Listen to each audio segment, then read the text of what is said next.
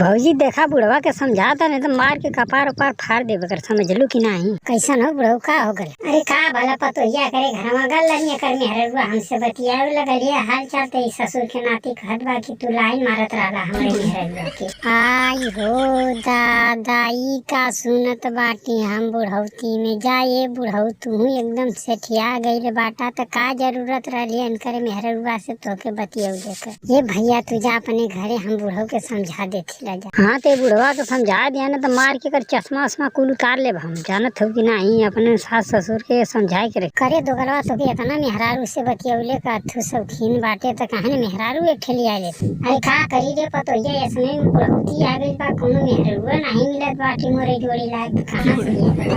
अरे तो दो गलवा कुल कइले का जरूरत बा, लात मुक्का खइले से अच्छा बा ना कि मेहरारू लिया आराम से बतिया खाना बना के तोके दे। अरे तो तोरी मां के नहीं तेरे काहे अपने मैया से हवा करा दे, तू जब कब तो ना रही मिलत बाटी तो कहां से हम करी।